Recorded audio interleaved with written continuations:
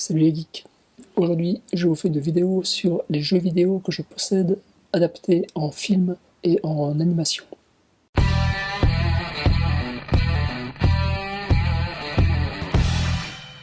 Je n'en possède pas beaucoup, et tout de suite, je vous montre le seul Resident Evil que j'ai.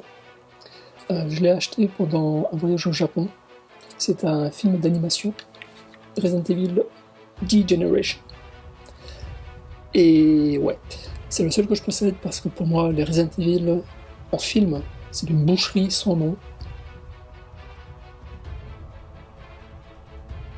Ça c'est pas une boucherie, c'est un avion qu'on entend. Bon, les jeux vidéo, à partir du 4, c'est pareil.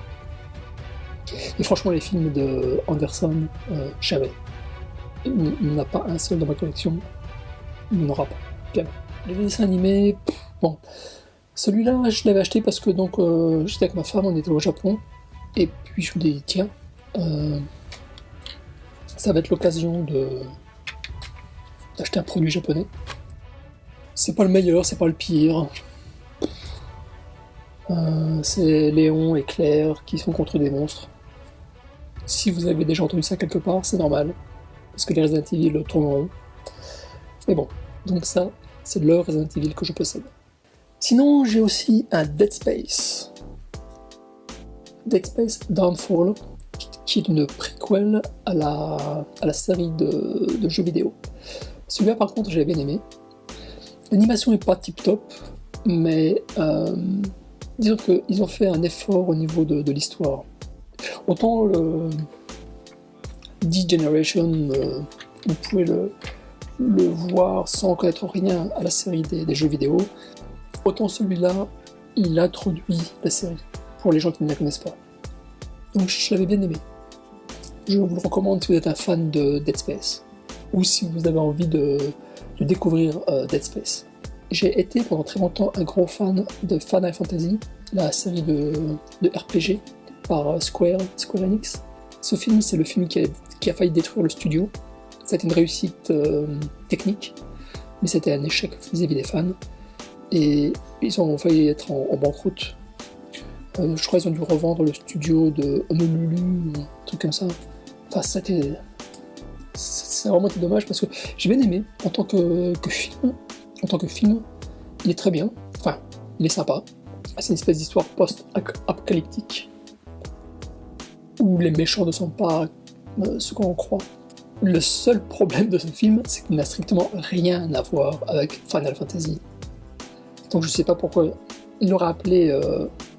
Enfin bon, je vais pas te dire de nom parce que je veux pas spoiler, mais il l'aurait appelé d'une autre façon, sans vouloir le lier avec la série de jeux vidéo Final Fantasy. Je suis sûr qu'il aurait relativement bien marché. Parce que surtout qu'à l'époque, c'était vraiment un tour de force au niveau visuel, quoi. Et Square était vraiment réputé pour la qualité visuelle de ces images de synthèse. Le problème, c'est que ça n'a rien à voir avec la série d'RPG, mais ce qui s'appelle rien. Et bon, les fans n'ont pas suivi, et ça a été un échec total. Dommage. J'ai un autre Final Fantasy qui, celui-là, a très bien marché. C'est Final Fantasy Advent Children.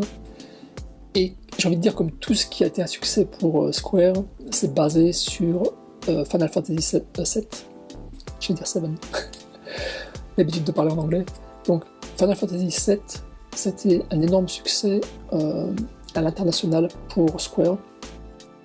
Avant Final Fantasy 7, les jeux de Square n'étaient pas adaptés officiellement dans les pays occidentaux. Et Final Fantasy VII était le premier à franchir cette barrière, et c'était un succès phénoménal. Donc, parce qu'il a été adapté à l'occidental, mais aussi bon, parce que c'est un très bon jeu. Et Advent Children, ça surfe sur la vague du 7. Ça raconte un petit peu ce qui s'est passé après le 7. Je l'aime beaucoup, ne serait-ce que pour une scène. C'est ce qu'on appelle du fanservice. C'est du fanservice pur et dur. C'est ce que Resident Evil n'a jamais été capable de faire. Enfin, ce que Capcom n'a jamais été capable de faire avec Resident Evil dans leurs films. Que ce soit des dessins animés ou des films avec des acteurs. Square parfaitement compris, il a parfaitement saisi le concept de fanservice. Et il y a cette scène, j'ai envie de dire d'anthologie, à chaque fois que vous combattiez un monstre et que vous battiez le monstre, vous avez une petite musique. Et on entend cette musique juste à la fin donc du combat de Tifa contre un méchant. Et en fait, c'est la sonnerie du téléphone portable du méchant qui résonne, qui a ce jingle. C'est du fanservice pur et dur.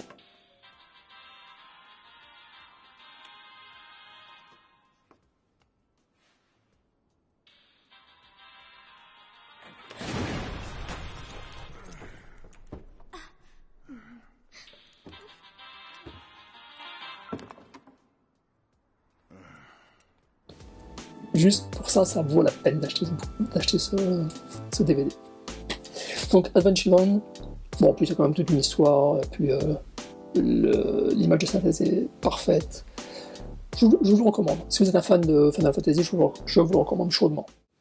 Alors ça c'est aussi un film japonais, Dead Rising. En fait, j'ai acheté une adaptation anglaise quand j'ai été à mon premier salon de comic book à San Francisco, c'était en 2016. Donc ça n'a rien à voir avec du comic book. Je sais toujours pas pourquoi ce marchand vendait donc des cassettes vidéo, et puis, enfin il avait des cassettes VHS et des DVD. Et juste pour le fun, quoi, je me suis amusé. Bon, ça coûtait, je crois, il coûtait $10. J'ai pris le DVD de Dead Rising, qui était un gros succès sur Xbox. Et je dois dire que j'ai été incapable de regarder plus de 10 minutes, et encore, c'était même pas 10 minutes d'affilée. Un jour, j'en regarde 2 minutes, un jour, j'en regarde 1 minute, etc. C'est imbuvable. C'est filmé par des amateurs, avec des amateurs, j'ai envie de dire pour des amateurs. Bon, si vous êtes curieux, hein, moi je l'ai trouvé pour $10. À mon avis, il doit exister pour moins cher que ça. Donc si vous êtes curieux, vous pouvez le trouver, je suis sûr. On arrive à la fin de cette vidéo, et je dirais le gros morceau. Autant j'étais un fan des premiers Resident Evil en jeu, et j'étais très déçu par les films, autant j'étais un fan des premiers Silent Hill en film, et j'ai été beaucoup plus satisfait de leurs films. Donc, maintenant, on passe à Silent Hill, le film. Ça, c'est le film qui est adapté du premier Silent Hill, en gros. C'est un film de Christophe Gans.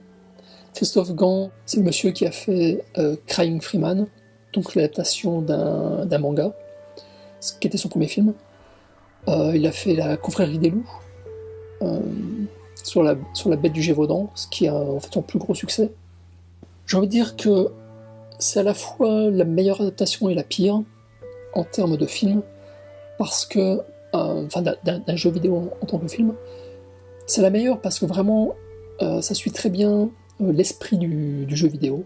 On est à la recherche d'une petite fille qui a disparu mystérieusement dans la ville de Silent Hill.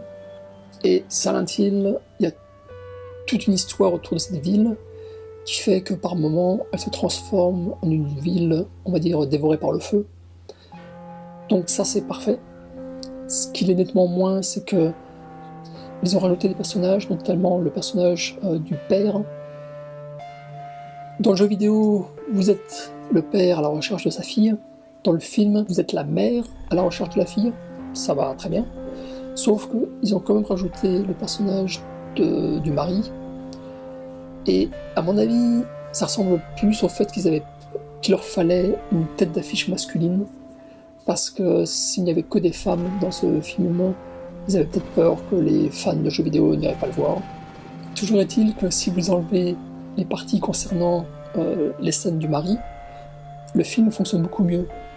À chaque fois qu'on est lancé dans une scène d'action avec la femme, paf, il casse tout en nous montrant une scène complètement bidon avec le mari. Ça casse l'ambiance, ça casse le rythme, ça n'apporte rien à l'histoire, n'importe nawak. Donc il y a déjà ça d'une part, et d'autre part, la fin.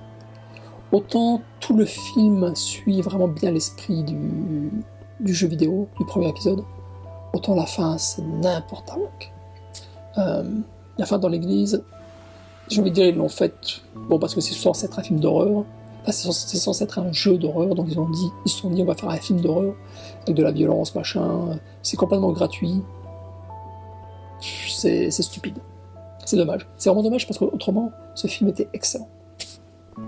On est toujours dans Silent Hill, mais ça, c'est le Révélation. Et Révélation, en fait, c'est tiré du Silent Hill numéro 3, enfin du jeu vidéo Silent Hill numéro 3. Les effets spéciaux sont très bien. Le film suit aussi relativement bien le troisième film. Mais là aussi, le personnage masculin ne sert pas à grand chose. Ça casse l'ambiance plus qu'autre chose. Et une fois de plus, la fin n'est pas à la hauteur. Je dirais quand même que malgré ces critiques qui ont l'air très dures, ces deux Silent Hill sont vraiment à des années-lumière en termes de qualité des Resident Evil. Donc, vous pouvez les voir sans avoir honte, sans avoir peur de vous cacher 2 heures de votre vie. Ils sont honnêtes. Voilà, c'est ça le mot que je cherchais, ils sont honnêtes dans leur démarche. Et donc je vais terminer avec 2 autres films Silent Hill. Enfin, c'est pas des films, ce sont des DVD Silent Hill. Ils ont été publiés tous les 2 par Konami. Donc celui-ci, Art of Silent Hill, ça concerne les 2 premiers Silent Hill, les 2 premiers jeux Silent Hill. Tous les 2 sont des DVD japonais. Ceux-là aussi, je les ai achetés quand j'étais au Japon. Donc Art of Silent Hill, lui, il compile les bandes annonces des 2 premiers Silent Hill. Il y a des espèces de films d'arrêt d'essai qui réutilisent des images de Silent Hill. C'est très bizarre. Je veux dire, c'est très japonais. Lost Memories, je veux dire, il est plus classique. Il reprend les éléments de Silent Hill 1, 2 et 3, des jeux vidéo 1, 2 et 3. Donc il y a plusieurs chapitres. Le son, les bandes annonces, les images, les créatures, le matériel de production, l'art de Silent Hill, les bonus. Ça reprend en fait toutes les scènes cinématiques des 3 premiers Silent Hill, à la fois les scènes, je dirais, normales et les scènes spéciales, comme par exemple la fin avec les extraterrestres, qui est un grand classique de Silent Hill. Et puis sinon, c'est du classique, hein. Vous avez tous les trailers, des images de production. Ah oui, non, il y a aussi il montre storyboard animé, avec d'un côté vous avez les images du storyboard, et de l'autre côté ce que ça donne quand c'est dans le jeu. Donc ça, c'était vraiment très intéressant. Ces 2 DVD, je les recommande vraiment uniquement aux super fans de Silent Hill. D'une part parce que bon, ce n'est intéressant que pour des super fans, et d'autre part parce qu'ils sont, je pense, assez difficiles à trouver. Voilà, j'espère que la vidéo vous a plu. Et puis, si c'est le cas, mettez un pouce bleu. Merci de commenter, merci de partager la vidéo avec vos amis. Et puis abonnez-vous si ce n'est pas déjà fait. Merci d'avance. Et puis je vous dis à très bientôt. Ciao, ciao.